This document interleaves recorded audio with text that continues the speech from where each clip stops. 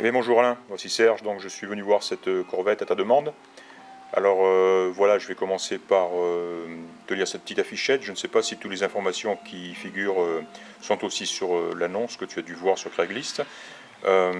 Donc on apprend que c'est un modèle L72 et qui a été stocké en intérieur depuis 1985. Apparemment, elle a vécu à Portland, en Oregon, toute sa vie. Le simple propriétaire, on le voit ici donc depuis 34 ans, et avant cela, c'était un docteur qui vivait à Lake Oswego, donc ici aussi à côté de Portland. Voilà. Alors moteur, c'est un 427 bien sûr, c'est le 427 type CE. Ce n'est pas un number matching puisque ce moteur est de 1967. Il est exactement, c'est le même modèle qu'on aurait trouvé en 66, donc il est correct, mais il n'est pas correct pour l'année, disons. Associé à une boîte manuelle type Muncie 4 vitesses, le shifter, donc le levier de changement de vitesse est d'origine. Et ensuite, donc voilà, évidemment, on a les pots d'échappement extérieurs, le tachomètre, le contour, donc 6500 Redline, donc voilà, qui monte jusqu'à 6500 tours, qui est d'origine. Etc., etc. Donc voilà, donc on le verra ici, mais voilà. Et c'est intéressant, on le voit en bas. Donc la dernière, cette voiture a été repeinte une seule fois fin des années 70 dans sa couleur d'origine Milano Maroon. Et voilà.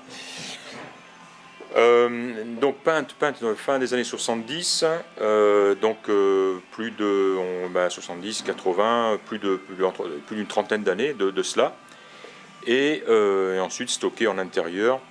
Alors elle est vraiment dans un état remarquable compte tenu du fait qu'elle a été repeinte il y a autant de temps.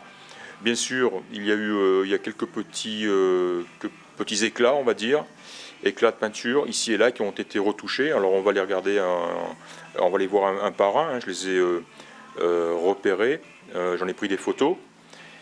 Ils sont très très mineurs, très petits, et même très très difficilement discernables, mais bon, voilà, on les verra. Que dire d'autre, elle est vraiment magnifique, c'est vraiment impressionnant. Donc je pense qu'elle a été restaurée complètement donc dans les années 70, fin des années 70, et ensuite elle a dû passer la majeure partie de son temps dans ce garage, parce qu'elle est vraiment comme neuve. Ils n'ont fait aucun travaux majeurs ici chez le concessionnaire chez qui elle est en vente. Ils n'en ont fait simplement qu'un detailing profond, un nettoyage profond au-dessus, au-dessous, conversion moteur, etc. La peinture a été légèrement passée au papier de verre fin et ensuite relustrée. Et le résultat est remarquable, elle est vraiment superbe, la peinture est magnifique, magnifique. Puisqu'on part de la peinture, on va faire le tour de la voiture et puis voir où sont situés ces petits éclats, en commençant par le nez de la voiture. J'en ai repéré un, il me semble, voilà, juste ici, au-dessus de mon ongle, difficile à voir sur la vidéo évidemment. Il est gros comme, il est plus petit que mon petit ongle, l'ongle du petit doigt, donc il est vraiment petit, et il a été soigneusement retouché. C'est tout ce que j'ai pu percevoir sur la face avant de la voiture. Quand on continue à tourner autour de la voiture, alors évidemment on aperçoit c'est une zone sensible, c'est l'arête extérieure de la voiture, où là on voit des petites, on les verra mieux sur les photos j'imagine, petites retouches, petit éclat minuscule ici. Et sur l'arête elle-même, on le voit ici, on en voit un autre ici et ici. Et ensuite l'arête est très très belle, elle est nickel quoi. Donc voilà, c'est la zone la plus touchée ou retouchée, je dirais. On a un, deux, ils sont difficiles à voir, à cerner. D'ailleurs, on les sent avec le doigt plutôt qu'on les voit. Donc voilà, un, deux, trois, quatre et un tout petit peu ici quoi. Voilà, c'est tout. C'est vraiment minime.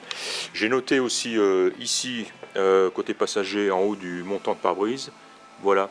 Là, c'est pas un éclat, c'est une petite, comment on appelait ça, fissure, très très fine.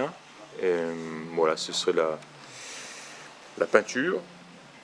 Ouais, c'est fin, voilà, on le sent ici avec le doigt.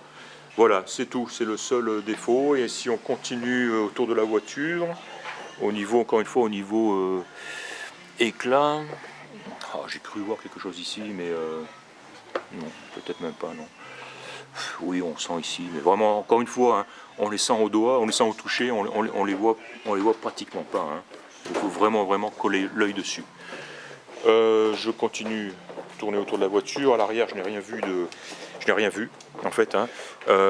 Les feux sont très beaux, les chromes des feux, les pare-chocs sont très beaux. Le bouchon de remplissage est magnifique.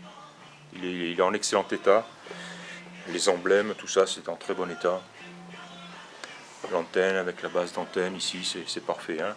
Les glaces sont en très bon état, ainsi que les pourtours. Hein, J'attends que la voiture brille tellement que mon appareil photo a du mal à faire l'autofocus. Donc les glaces sont en excellent état, pare-brise compris, j'ai bien contrôlé. Hein. Voilà, et ça sera tout. Ah voilà, une petite retouche, encore une fois, ici un petit éclat et une retouche ici, sur l'aile arrière gauche, et c'est tout. Jolis pneus, style ancien, les Biosplice, comme on appelle ça, les pneus non radio, quoi, fidèles à l'origine, bien sûr, ainsi que les enjoliveurs. Et voilà ce qu'il en est de l'extérieur. On a parlé donc du moteur. Le compartiment moteur est immaculé, il est comme neuf, magnifique. Et donc on sait maintenant que le bloc n'est pas d'origine, hein, c'est un moteur donc 427 de 1967. Voilà, magnifique. L'intérieur maintenant, alors pareil, l'intérieur est très beau aussi. Je n'ai pas vu de défaut. J'ai noté un tout petit accroc sur le panneau de porte côté passager. Il est situé ici. Voilà. On le voit là. Et j'ai noté cette baguette ici. Ici aussi d'ailleurs, oui, on voit il manque certainement une agrafe pour la maintenir en place ici. Et c'est un peu plus prononcé de l'autre côté, où par contre il doit manquer plusieurs agrafes. On voit que la baguette ici, elle est... voilà. On voit une agrafe ici, peut-être une autre ici, mais enfin voilà, c'est tout. Elle bouge un petit peu, hop, on le voit ici, elle bouge un petit peu. Donc elle a besoin de 2 ou 3 agrafes pour la maintenir en place. Qu'est-ce que j'ai noté qui était moyennement beau, hein. C'est ça en fait sur ce genre de voiture, c'est que c'est tellement magnifique qu'on en vient à vraiment chercher la petite bête, à pinailler, chercher vraiment les défauts. Alors oui, voilà, ici l'intérieur, la peinture intérieure finalement peut-être qui est très limitée en fait, hein, qui est limitée autour de fenêtres ici, et peut-être les montants ici, voilà, c'est métallique. Cette peinture-là n'a peut-être pas été refaite lorsque la voiture a été restaurée, et ce qui explique qu'elle est, voilà, là on voit un petit peu, c'est pas aussi beau que le reste de la voiture. On le voit. Voilà, et puis là dans l'angle on voit un petit peu à force de frotter quoi, la peinture est partie quoi. Donc voilà, c'est simplement, en fait ça représente une très faible surface. Hein. De la même manière, les joints intérieurs, les joints de fenêtre ils sont vieux, de toute évidence. Ils sont tous en place, ils ne sont pas déchirés non plus, mais ils sont vieux. Mais enfin, voilà. Ils sont vieux, pas grand chose à dire de plus, quoi. Je pense qu'ils font encore leur boulot, quoi. Je pense pas qu'il soit nécessaire de les remplacer, encore. De l'autre côté, pareil, ce joint était effectivement un peu moins beau même là. On le voit ici, et là il prend une autre forme. Et on voit qu'il est un petit peu poreux. Voilà, je fais un gros plan dessus. Voilà. Hein. Un joint d'une quarantaine d'années, ou peut-être même qu'il n'a jamais été remplacé, qui sait. Donc voilà, encore une fois, hein, il faut regarder de très près pour trouver des défauts. Donc j'essaye de les exposer autant que possible. Voilà. Très belle moquette, très bel intérieur. D'après ce qu'on m'en a dit, tout fonctionne, y compris la montre et la radio. C'est à noter, à relever. Hein, c'est chose rare sur une Corvette. De beaux sièges, une belle sellerie. Il est dit que tout ceci est d'origine, donc non restauré, et donc d'une très belle qualité, présentation, compte tenu de l'âge. Voilà, je pense avoir fait le tour. J'ai pris des photos du dessous. J'ai pas pris beaucoup de photos de la voiture elle-même parce que il y en a pas mal sur leur site déjà.